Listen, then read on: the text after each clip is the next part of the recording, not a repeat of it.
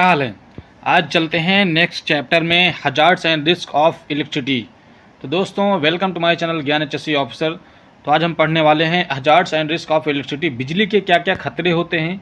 जैसे कि आप आजकल देख रहे हैं बारिश बहुत ज़ोर तोर से हो रही है, उसके लिए हमें प्रिकॉशंस क्या क्या लेना पड़ेगा, ठीक है, बिजली से कैसे बच के हमें काम करना पड़ेगा, वो पूरा इसमें इन्वॉल्व है। ओके फ्रेंड, तो चलते हैं। Hazardous of electricity, danger high voltage electrical shock hazard. आपने ये साइड पे ये बोर्ड देखा होगा, जहाँ पर भी इलेक्ट्रिक अप्लायंसेज हैं वहाँ पर ये बोर्ड ज़रूर लगा होगा। तो किसके लिए? आपको वार्निंग देने के लिए, यहाँ पर क्या खतरा है, बिजली का खतरा है, वहाँ पर नहीं जाना आपको, ठीक है। इलेक्ट्रिकल प्राइमरी हजार्ड क्या क्या होते हैं वो देख लेते हैं। तो इलेक्ट्रिक्यूशंस, डेथ बाय इलेक्ट्रिक शॉक। इलेक्ट्रिक्यूशंस क्या होता है? लगातार उसके करंट में कांटेक्ट में आने से, बिजली के लगातार क्या है शॉक लगने की वजह से हमारा क्या हो जाता है, इलेक्ट्रिक्यूशंस लाइक डेथ हो जाती है वहाँ पर, उसे बोलते हैं इलेक्ट्रिक्यूशंस। दोस्तों इलेक्ट्रिक शॉक क्या है?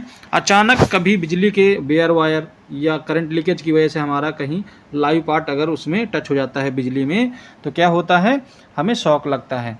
इलेक्ट्रिक बर्न क्या होता है? कभी इलेक्ट्रिक बर्न होने से क्या होता है, उसमें आर्क फ्लैश होता है। आर्क फ्लैश निकलने की वजह से क्या होता है, इलेक्ट्रिक बर्न, यानी कि आपको जल जाना। आपको लगातार अगर मान लीजिए कोई बेयर है वायर अगर आपको हाथ में टच आ रहा है, कोई बॉडी पे टच हो रहा है, तो आपको जला सकता है बॉडी को। इलेक्ट्रिक फायर एंड एक्सप्लोजन, कभी कभी क्या है electric fire and explosion. Example लेता हूँ, अभी क्या है गाँव में गर्मी के समय में क्या होता है, हल्का सा स्पार्क जनरेट होता है ना, चिंगारी। वो चिंगारी जब नीचे गिरती है, उसका आर्क जब फ्लैश नीचे गिरता है तो क्या होता है, उससे आग लग जाती है।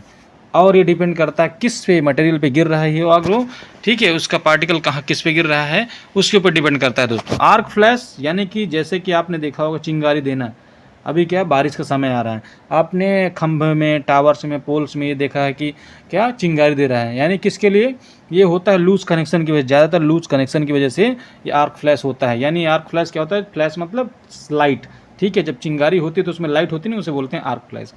Hazardous voltage will shock burn cause death. Hazardous जो वोल्टेज है वो क्या क्या कर सकता है, शॉक कर सकता है, जला सकता है और डेथ भी हो सकती है। Keep out and it if open और unclogged, immediately call electric power and light company.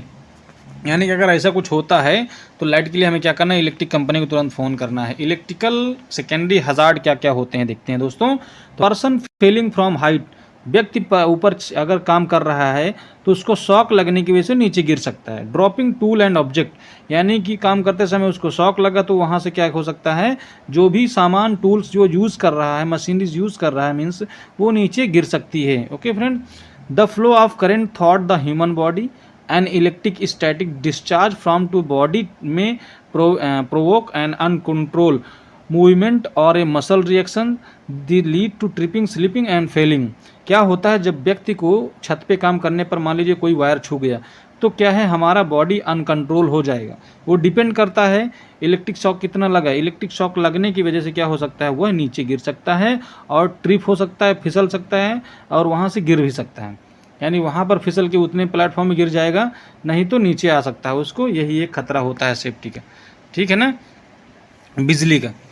अब ये होता क्यों है दोस्तों खतरा? सोर्सेस ऑफ इलेक्ट्रिक हजार्ड्स, हम क्या क्या हैं ये जो अनसेफ करते हैं ना साइड पे, वो अनसेफ हमें बिल्कुल नहीं करना है। फिर क्या किया, इनएडिक्वेट वायरिंग, जो गलत तरीके की वायरिंग उपयोग करते हैं, डिफेक्ट वायर वो यूज़ करते हैं, उसकी वजह से प्रॉब्लम होती है। Expose electrical parts, electrical part नंगे नहीं होना चाहिए, यानी कि बेयर वायर नहीं होना चाहिए। यानी क्या करते हैं, कभी कभी इसको ओपन छोड़ देते हैं। मान लो कोई ये चार्जर लाया, ठीक, चार्जर से दो वायर कनेक्ट करके बाहर ही छोड़ दिए, तो बाहर एक्सपोज है कि नहीं, एक्सपोज होने की वजह से हमें करंट लग सकता है दोस्तों। ओवरहेड पावर लाइन्स, जो हम जहाँ पर काम कर रहे हैं उसके ऊपर अगर ओवरहेड पावर लाइन जाना है तो उससे हमें क्या है, बचा के काम करना है। जैसे कि 11 kV, वो 440 kV एंड इसके बाद क्या हो, kV नहीं sorry 440 volts and 11 kV and 66 kV 132 kV, ऐसे करके जो होती हैं उनके हिसाब से हमें दूरी बनाना पड़ता है दोस्तों। जैसे कि हमें बता दें ओवरहेड पावर लाइन्स के लिए हमारा क्या नियम है, कम से कम 3 मीटर की दूरी बनाना है, ठीक। 66 kV के लिए यानी 66 kV के लिए हमें कितना बनाना है, उसके लिए बनाना है 4 मीटर की दूरी। ओके दोस्तों, और ऐसे ही 132 केवी में हमें कितना दूरी बनाना, कम से कम 5 मीटर की बनाना है। नेक्स्ट अगर ऐसे है, ऐसे ही इससे दूरी बना के हमें काम करना है। बस दोस्तों, वायर विद बैड इंसुलेशन क्या होता है, हम लोग क्या है काम करने के दौरान कभी नंगा वायर अगर साइड पे देखते हैं, बेयर वायर देखते हैं, तो उसको क्या करना है, तुरंत हमें इंसुलेशन प्रोवाइड कराना। दोस्तों अगर इंसुलेशन नहीं है तो मान लो आप कार्ड पकड़ लिए, इसमें करंटेड इलेक्ट्रिसिटी आ रही है। इलेक्ट्रिसिटी क्या है, the flow of current, the flow or charge, मतलब इलेक्ट्रॉन्स, जो उसमें इलेक्ट्रॉन्स चल रहे हैं, ठीक है, वो आपको क्या कर सकते हैं, झटका दे सकते हैं। ओके, और वायर विद बैड इंसुलेशन हो जाए तो इंसुलेशन प्रॉपर देना, टेप बराबर उसमें लगाना है। Wire with poor grounding and bonding, अभी जो भी अप्लाइंसेस यूज़ हो रहा है तो उसको क्या है, ग्राउंडिंग होना बहुत जरूरी, यानी बॉडी अर्थिंग हमने बताया ना, बॉडी अर्थिंग इज मस्ट, बहुत जरूरी। बॉडी अर्थिंग क्या है, बॉडी अर्थिंग का मेन काम क्या होता है, बॉन्डिंग का काम क्या होता है, ठीक है। बॉन्डिंग क्या होती है, ग्राउंडिंग क्या होती है। देखो बॉन्डिंग क्या होती है, यानी कि अभी मान लो ये अप्लाइंसेस है, दूसरे अप्लाइंसेस में इसको कनेक्ट करना, फिर दूसरे अप्लाइंसेस में कनेक्ट करना, और एक वायर लेके इसको ग्राउंड कर देना है। ये हो गया बॉन्डिंग और ग्राउंडिंग। ओके ना, तो क्या होता है, जब भी अगर कहीं यहीं शॉर्ट सर्किट की वजह से वायर क्या हो जाता है, फॉल्ट हो जाता है, कट हो गया और इस बॉडी में टच हो गया, बॉडी में टच होने की वजह से हम गए लगाने इसमें बोर्ड में, मान लीजिए ये इंसुलेशन है, मतलब ये प्लास्टिक का है। अगर मान लो आयरन का बोर्ड, जैसे इलेक्ट्रिक बोर्ड है हमारा डीवी पैनल, उस पर अगर लीकेज हो गए, हम क्या करने गए, वहाँ पर प्लग टॉप लगाने गए। प्लग टॉप लगाने पर क्या होता है कि हमें करंट लगेगा, ठीक है, उससे हमारी जान भी जा सकती है। यूजिंग द रॉन्ग पीपीज, अभी क्या है, हमें काम करने के लिए गलत पीपीज का उपयोग करना, वो भी एक खतरा होता है, यानी सही जॉब के लिए सही पीपीज यूज़ करना।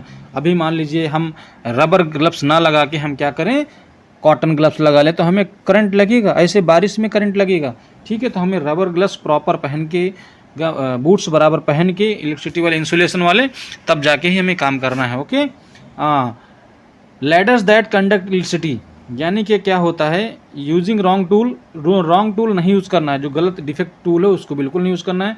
लैडर दैट कंडक्ट इलेक्ट्रिसिटी, दो लैडर हमें नहीं यूज़ करना जिसमें इलेक्ट्रिसिटी दौड़ सके, हमें क्या करना है, यानी कि फाइबर ग्लास वाली हमें क्या करना है, लैडर यूज़ करना है, ठीक है। यानी उसमें क्या है, करंट नहीं दौड़ता। इसमें क्या होगा, अगर एल्यूमिनियम के मानो लगा दिए तो उसमें क्या हो जाएगा, करंट दौड़ जाएगा। मॉइस्चर और वाटर, ये डिपेंड करता है मॉइस्चर, यानी नमी कितनी है जहाँ पर आप खड़े हैं, नमी के ऊपर। आप वाटर पे अगर काम कर रहे हैं तो भी एक खतरा है दोस्तों। ओके ना। Risk of electricity, electric shock, यानी कि इलेक्ट्रिक शॉक का खतरा क्या क्या होता है, रिस्क इलेक्ट्रिसिटी की इसकी क्या होता है। Factor affecting severity of electric shock, ये डिपेंड करता है इलेक्ट्रिक शॉक कैसे लगेगा, ठीक है। जैसे हमें लगता है, डिपेंड करता है वोल्टेज, कितना वोल्टेज इस पर है उसके ऊपर डिपेंड करता है, तब हमें उसी हिसाब से शॉक लगेगा।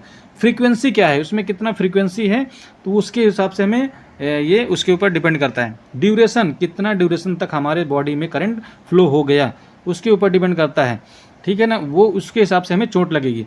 इनएडिक्वेट रेसिस्टेंस, वो इम्पीडेंस रेसिस्टेंस, उसके इतना उसका रेसिस्टेंस है, ठीक है, उसके ऊपर डिपेंड करता है। Current path Thor the body, हमारा शरीर में कहाँ से करंट फ्लो हुआ, कहाँ से करंट गया, हाथ में नहीं तो पैर में नहीं तो पेट में, जहाँ पे, उसके ऊपर डिपेंड करता है। डायरेक्ट एंड इनडायरेक्ट शॉक, यानी प्रत्यक्ष और अप्रत्यक्ष रूप से करंट लगना, उसके ऊपर डिपेंड करता है। जेंडर, यानी मेल फीमेल, उसके ऊपर भी डिपेंड करता है, ठीक है। और इसके बाद एज कितनी है, मान लो बच्चे हो तो ज़्यादा तेज और ज़्यादा झटका लगेगा। अगर कुछ यानी कि 18+ एबो है तो क्या है, आपका बॉडी का इम्यूनिटी सिस्टम मजबूत होता है, इसके लिए आपको थोड़ा कम जोर देगा वो। इन्वायरमेंट, यानी इन्वायरमेंट, वहाँ का कैसा वातावरण है, वहाँ का कैसे ज़मीन है, ठीक है, जहाँ पर हम खड़े हैं, उसके ऊपर डिपेंड करता है। नेचर ऑफ द कॉन्टैक्ट, कैसे कॉन्टैक्ट हुआ वो भी डिपेंड करता है। And individual factors, individual factor भी हो सकते हैं, यानी कि current passes for through the body. देखिए करंट कैसे लगता है, सबसे पहले बता दें। टच पोटेंशियल, यहाँ पर touch potential, step potential and touch step potential दोनों। अभी क्या है, यानी टच पोटेंशियल में क्या हुआ, path thought heart and lungs are more dangerous. सबसे ज़्यादा डेंजरस क्या होता है दोस्तों, हार्ट का अरेस्ट हो जाना। यानी कि अगर मान लो झटका आपको लगा, हाथ तक है तो सही है यहाँ तक, लेकिन अगर ज़्यादा झटका लगा तो आपको सीधा हार्ट, लेफ्ट साइड में हार्ट होता है, उसको क्या कर सकता है, ब्रोकन कर सकता है, मतलब कि ब्लड प्रेशर को जाम कर सकता है, स्टॉप इट कर सकता है। ये इधर देखिए स्टेप पोटेंशियल, ये स्टेप पोटेंशियल यानी पैर से पैर तक, ये हाथ से हाथ तक है, ये पैर से पैर तक है, ठीक है, सेकेंड में। फिर इसमें टच स्टेप पोटेंशियल दोनों हो जाए इसमें, मान लीजिए, यानी कि हाथ में गया प्लस सीने में भी गया और पूरे पैर में, यानी पूरा बॉडी में हो गया। यहाँ से देख लीजिए, left hand and right hand पूरा चला गया, ये यानी कि ये टच स्टेप पोटेंशियल है, इसके ऊपर डिपेंड करता है। डायरेक्ट एंड इनडायरेक्ट कॉन्टैक्ट क्या है बेटा, सॉरी फ्रेंड्स, डायरेक्ट कॉन्टैक्ट क्या होता है, वन ये देखिए यहाँ पर क्या नहीं दिया है, फेज दिए, 1 phase 2 phase 3 phase and neutral दिए हैं। तो क्या है, अचानक इस किसी का डायरेक्ट कांटेक्ट में आ जाना बहुत बड़ा एक टच करंट इसे बोलते हैं। ठीक, इनडायरेक्ट करंट क्या होता है, इंसुलेशन फेलर। अभी मान लीजिए यहाँ पर इंसुलेशन लगा दिया गया, मान लीजिए कोई वायर गया उसमें इंसुलेशन लगा दिया, इंसुलेशन टेप, उसको टच कर लेना, वो इनडायरेक्ट हो गया। ठीक है, इनडायरेक्ट इंसुलेशन फॉल्ट करंट हो गया। ओके ना। इफेक्ट ऑन द बॉडी, यानी कि जो हमें इलेक्ट्रिक शॉक लगता है तो उसके क्या क्या खतरे हो सकते हैं हमारे शरीर में। पेन एंड फिजिकल शॉक हो सकता है, ट्रूमा, यानी हमारे शरीर में क्या हो सकता है, दर्द हो सकता है और हमें शॉक, फिजिकली शारीरिक रूप से बहुत तेज झटका लगेगा। फिर दूसरा क्या है, मस्कुलर कॉन्ट्रैक्शंस, यानी मस्कुलर का क्या हो जाना, काम ना करना। ठीक है, फेब्रिलेशन ऑफ द हार्ट, यानी हार्ट का बिल्कुल फ्रीज हो जाना, यानी कि बिल्कुल फ्रीज हो जाना, काम ना करना। इसके बाद क्या हो गया, यानी कि हमारा जो ब्लड पंप करता है, जो हृदय हमारा, उसका क्या है, अरेस्ट हो जाना है, यानी लब डब की आवाज़ आती है ना हृदय की, ये हृदय हमारा, यहाँ पर हार्ट है देखो, ये लब डब करता रहता है। अगर ये कार्डियक अरेस्ट हो गया तो क्या हो जाएगा, शांत हो जाएगा। रिस्पिरेटरी पैरालिसिस, यानी कि श्वासनीय जो होता है, श्वसन क्रिया जो होती है, श्वसन क्रिया को पैरालिसिस कर सकता है, यानी सांस लेने में भी आपको दिक्कत हो सकती है। एक्सटर्नल एंड इंटरनल बर्न हो सकता है। एक्सटर्नल बर्न क्या है, जो आंतरिक अंगों को जला दे उन्हें एक्सटर्नल बर्न कहते हैं।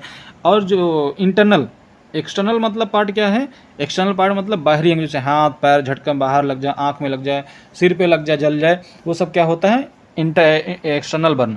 इंटरनल मतलब अंदर के अंगों को जो जला दे या बर्न कर दे। फिर क्या है, ब्रेन सिस्टम पैरालिसिस क्या है, अभी आपको शॉक लगा तो क्या आपको ब्रेन को भी शॉक कर सकता है, पैरालिसिस हो सकता है, यानी आपका अनकॉन्शियस, यानी कि आपका क्या अनकॉन्शियस आपका बॉडी हो सकता है due to brain paralysis. Secondary effect including fall burns, secondary क्या होता है, फॉल बर्न हो जाना। कॉल इमरजेंसी तुरंत करना 108, start CPR। Cardio pulmonary resuscitations, यानी कि अचानक क्या है, अगर व्यक्ति को no response, no pulse, no response, no breathing, अगर ये नहीं है, तीनों नहीं अगर सिम्टम्स आ रहे हैं तो उसको तब क्या जरूरत पड़ती है, हमें CPR देने की जरूरत पड़ती है दोस्तों। Okay, effect of the electric shock on human body, यानी कि करंट कैसे करता है, इफेक्ट कैसे प्रभाव करता है बॉडी में, हम देखते हैं। Electric current for 1 second, 1 second का यहाँ दिया है, देखो इलेक्ट्रिक शॉक क्या है, इफेक्ट, इसके इफेक्ट क्या होते हैं, यानी बिलो 1 मिली एम्पियर, नो कोई एहसास इसका नहीं होगा। बिलो जो 1 मिली एम्पियर के नीचे है उसका कोई एहसास नहीं होगा। 1 मिली एम्पियर में क्या होता है, there sort of feeling tingling, हल्का हल्का क्या करेगा, फील होगा मात्र। ठीक है, फिर 5 मिली एम्पियर में क्या होता है, स्लाइड शॉक लगेगा, नॉट पेनफुल, यानी स्लाइड शॉक लग सकता है आपको ज़्यादा मतलब इसमें इंजरी नहीं है, ओनली शॉक लगेगा। 6 से 25 मिली एम्पियर तक पेनफुल शॉक लगेगा आपको। अगर 6 से 25 मिली एम्पियर तक अगर करंट लगता है तो आपको पेनफुल यानी दर्दनाक आपको झटका लगेगा। लॉस ऑफ मसल कंट्रोल, आपका बॉडी को जो मसल्स होते हैं उनको अनकंट्रोल कर देना। फिर देखते हैं 9 से 30 मिली एम्पियर तक, 9 से 30 मिली एम्पियर तक मेन को देखते हैं। फ्रीजिंग करंट, यानी कि आपको क्या कर सकता है, फ्रीज कर सकता है, ठंड कर सकता है। कैंट लेट गो, यानी जा नहीं सकता वो। The person may be thrown away from the power sources, individual can not let go, strong involuntary reaction can lead to involuntary injuries. आपने देखा होगा दोस्तों, बहुत लोगों को झटके लगते हैं बिजली की वजह से, अनसेफ एक्ट करने की वजह से। तो क्या होता है दोस्तों, इसमें क्या होता है, कह रहा है कि अगर 9 से 30 मिली एम्पियर तक झटका लगा तो समझ लो फेंक देगा दूर, आपको तुरंत झटका देगा और बाहर गिरेंगे आप तेजी से। आप कांट लेट गो, आप चल नहीं सकते, इतना तेज झटका आपको देगा, आप कंप जाएंगे बिल्कुल, आपकी रूह बिल्कुल कंप जाएगी। ठीक है, इतना खतरा बिजली का होता है। एक अब देखते हैं, देखो ये तो चल रहा था मिली एम्पियर दोस्तों, इतने में तो खाली झटका वटका। अभी देखिए 1 से लेकर के 4.3 एम्पियर तक अगर होता है तो फाइब्रिलेशन ऑफ द हार्ट, आपके हार्ट को क्या कर देगा, बिल्कुल फ्रीज कर देगा, ठंड कर देगा बिल्कुल से, आपका हार्ट काम करना बंद कर देगा। Muscular contraction and nerve damage acquire likely death, आपकी नर्वस सिस्टम आपका डैमेज हो जाएगा और लाइकली आपकी डेथ हो जाएगी अगर 1 से 4.3 एम्पियर तक हो रहा है। 10 एम्पियर में क्या होगा, कार्डियक सीधा अरेस्ट ही करेगा। 10 एम्पियर तक आपका कार्डियक अरेस्ट कर देगा, सीवियर बर्न कर देगा, death is probable.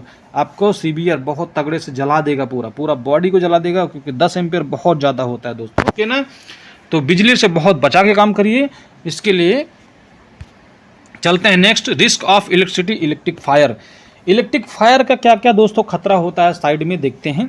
For use on electric fires, causes of electric fire. देखिए अभी फायर के क्या क्या रीजन होते हैं ये भी देख लेते हैं दोस्तों हम। ठीक है, तो फायर के chances, इनएडिक्वेट circuit for the current load.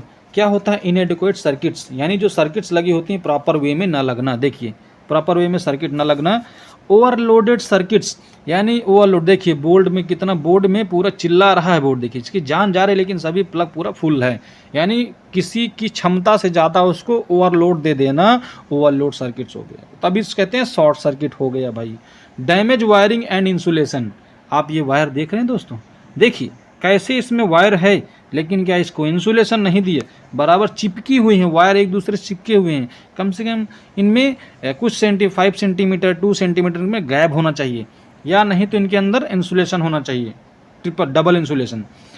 Over heating of cable, ज़्यादा हीट हो जाना, लूज कनेक्शन की वजह से। देखिए चौथा वाला है damage wire insulations, loose connection की वजह से क्या है, शॉर्ट सर्किट हो जाता है और आग लग जाती है दोस्तों। ओवर हीटिंग ऑफ केबल, ज़्यादा देर काम करने की वजह से कंटिन्यूसली केबल क्या हो जाती है, अप्लायंसेस हीट होने की वजह से आग लग जाती है। Flammable materials close to electrical equipment, flammable material अगर कोई रखा है, फ्लेमेबल जानते हैं दोस्तों, फ्लेमेबल मतलब कि ज्वलनशील पदार्थ, जैसे कि ऑयल, पेंट, ग्रीस, ये सभी क्या हैं, फ्लेमेबल लिक्विड्स हैं, वहाँ पर अगर रखा है तो आग लगने का चांस है। इलेक्ट्रिक आर्क, इलेक्ट्रिक आर्क जब होता है, चिंगारी निकलती तो उससे भी आग लग जाती है। मैंने एक एग्जांपल दिया ना हमारे दोस्तों, गेहूं के खेत में आग लग जाती है, कैसे, इलेक्ट्रिक आर्क की वजह से। ओके ना। Ignition by static electricity, ignition से भी होता है। Under certain circumstances a discharge of static electricity can create the spark that start a fire, trigger and explosion. देखिए स्टैटिक इलेक्ट्रिसिटी क्या होती है, अभी क्या है, दो सरफेस के कांटेक्ट से जो इसमें एक चिंगारी निकलती है, यानी जो इग्निशन होता है उसे हम स्टैटिक इलेक्ट्रिसिटी कहते हैं। जैसे कि आप देखिए, आप रात को अपना एक कॉटन की एक शर्ट पहनी, उस पर क्या हल्का रगड़ी है, आपको देखो चिंगारी आती है, उसमें आता है ना, यानी दो पार्ट्स क्या हैं, टकरा रहे हैं, टकराने की वजह से क्या होता है, उसमें स्टैटिक इलेक्ट्रिसिटी निकलती है और उसमें जनरेट होता है क्या, इग्निशन। इग्निशन जनरेट हुआ तो क्या होगा, फायर एंड एक्सप्लोजन होगा। ओके ना। जैसे कि हम लाइटर जलाते हैं ना, लाइटर देख लीजिए, लाइटर को कैसे जलाते हैं, उसको हिट किया तभी वो उसमें स्पार्क जनरेट हुआ। ओके ना। Risk of electricity, electric burn, ठीक है, यानी कि अभी इलेक्ट्रिक बर्न कैसे होता है। Electric arc, electrical arc is a visible plasma discharge between two electrode. देखिए ये क्या होता है, इलेक्ट्रिक आर्क क्या होता है, प्लाज्मा, यानी कि विजिबल प्लाज्मा, ये दिखने वाला प्लाज्मा होता है, और दो इलेक्ट्रोड के बीच में इलेक्ट्रिक आर्क होता है। जब दो सरफेस भिड़ती हैं तो क्या होता है, टच होती हैं, तो इसमें इलेक्ट्रिक आर्क निकलता है। When arcing taking place, ultra violet radiation is generated, इसमें क्या होती है, अल्ट्रा वायलेट, देखिए रेडिएशन इसमें जनरेट हो रही हैं ज़्यादा। ओके ना। तो arcing generate sufficient amounts of energy to cause fire, यानी कि इसमें क्या है, जो आर्क निकलता है, जनरेट होता है, उससे बहुत ज़्यादा आर्क निकलने की वजह से फायर होने के चांसेस रहते हैं। बाई किसके द्वारा, the heat of the arc, heat की वजह, इसकी हीट की वजह से आग लग सकती है। मोल्टन और हॉट मेटल, यानी कि जो मेटल आप कट कर रहे हैं, मेल्ट पिघला रहे हैं, उसकी वजह से, हॉट की वजह से, इग्निशन की वजह से आग लग सकती है दोस्तों। इलेक्ट्रिक बर्न, आर्क बर्न, देखिए इस आदमी को, ये जल गया बेचारा, कमरे में था, आग लग गई और जल गया, पूरा राख हो गया। This type of burn occurs when electrical energy passes from a high resistance area to low resistance area, यानी क्या होता है, बिजली का हमेशा यही आप देखिए, ठीक है, कि यानी ये हाई रेसिस्टेंस से लो रेसिस्टेंस में जाने के लिए हमेशा एक्टिव रहती है दोस्तों। जैसे कि अभी लाइटनिंग होती है, लाइटिंग क्या करेगी, बिजली आपने नाम सुना होगा, बिजली जो होती है वो क्या है, अभी जब गिरती है तो आपने बिल्डिंग में देखा होगा, लाइटनिंग अरेस्टर आते हैं, मेटल्स का लाइटनिंग अरेस्टर लगाते हैं और उसको सीधा ऊपर छत में लगाते हैं और नीचे ग्राउंडिंग कर देते हैं, हर एक 5-5 मीटर में पूरा, अगर ज़्यादा बड़ा महल है, ज़्यादा बिल्डिंग बड़ी है तो उसमें क्या कर देंगे, कई टाइम हर एक एरिया में एक एक करके लगा देंगे और सभी को बॉन्डिंग कर देंगे, हर एक उसको बॉन्डिंग कर देंगे, नीचे ग्राउंड ग्रिड मैट लगा देंगे वहाँ पर, ओके ना, ताकि कोई क्या रहे, जो भी बिजली गिरे, लाइटनिंग गिरी, वो उसमें रॉड पे लाइटनिंग अरेस्टर अरेस्ट कर ले और अरेस्ट करने के बाद में नीचे ग्राउंड कर दें। उसे हो गया हाई रेजिस्टेंस से लो रेजिस्टेंस में जाना, यानी हमारी ज़मीन जो है प्योर लो रेजिस्टेंस उसे होती है, ओके ना। तो this type of burn require when electric electricity passes the height, no contact is required with an arc burn electricity, ionized air particle complete the circuit. The heat generated can be high as 4000 degree Celsius, hotter than the boiling point, severe metals and ये hot enough the night victims clotting, यानी कि इसके कपड़ों में आग लग जाना। देखिए आग लग गई तो क्या कोई बचा सकता है, नहीं ना। हाँ, electric burn and arc explosion, a form of explosion dissipates excess energy from the arc. ये आर्क कहाँ से आग लगी, एक आर्क होने की वजह से, छोटा सा चिंगारी होने की वजह से इतना बड़ा दोस्तों आग लग गया, पूरा जला दिया। A high current arc can produce a pressure valve wave blast in excess of 1000 pound per square inch, 6900 kilometre per of pressure. This can throw the victim and cause severe injury. क्या होता है, बहुत ज़्यादा अगर झटका लगने की वजह से, हाई करंट लगने की वजह से ऐसा ये होता है। देखिए हैं, electric burn, low voltage burn, देखिए इलेक्ट्रिक इसके हाथ में देखिए, यानी कि 500 वोल्ट में कांटेक्ट में आ गया और एक इसका क्या हो गया, सीवियर क्या हो गया, पिघला दिया, हाथ को जल गया, ठीक है ना। Electric burn, high voltage burn, यानी कि the burn is very severe as the victim makes direct contact with the high voltage supply and the damage run it occurs थॉट आउट द बॉडी। क्या होता है कि हमारे बॉडी के ऊपर डिपेंड करता है कितना सप्लाई, हमारे अंदर कितना करंट मारा है बॉडी को, ओके ना। टिश्यूज़ जो हमारे होते हैं, टिश्यूज़ क्या होते हैं, सडनली डैमेज हो जाते हैं ये हाई वोल्टेज करंट की वजह से। इलेक्ट्रिक बर्न लाइटनिंग, देखिए अभी ये आ गया लाइटनिंग। भाई मैं खड़ा कहाँ पर, एक लोहे के शेड पे खड़ा मान लीजिए हैं, यहाँ पर क्या हुआ, लाइटनिंग अचानक हुई और लाइटनिंग आके सीधा अटैक कर दिया, कहाँ पर, हमें क्या हो गया, बर्न हो गया। देखिए lightning injuries involving extremely short होती है, थोड़ी ही देर के लिए होती है, लेकिन बहुत एक हाई क्वांटिटी में वोल्टेज लेके नीचे डालती है, समझ लीजिए। High voltage electrical energy are associated with an electrical current flowing through the individual entire body. आपको क्या सकती है, आपको बॉडी में भी पास हो सकती है, बॉडी पास हुआ तो उससे कोई बचने वाला नहीं, सीधा जान चली जाती है दोस्तों। इलेक्ट्रिक बर्न, फ्लैश बर्न, देखिए इलेक्ट्रिक बर्न इतना जल गया ये, ठीक है, ये अनसेफ एक्ट कर रहा था वहाँ पर, बिना हैंड ग्लव्स के काम कर रहा था, हैंड ग्लव्स नहीं लिया था, इसलिए इसके लिए क्या कहा हुआ, उसको जला दिया पूरा, ये तो कहो मरने से बच गया। Flash burn are caused by electric arc that pass over the skin, जो शरीर से हमारा टच हो जाए और वहाँ से करंट फ्लो हो जाए तो वो क्या होता है, इलेक्ट्रिक बर्न हो जाता है उससे, ओके ना।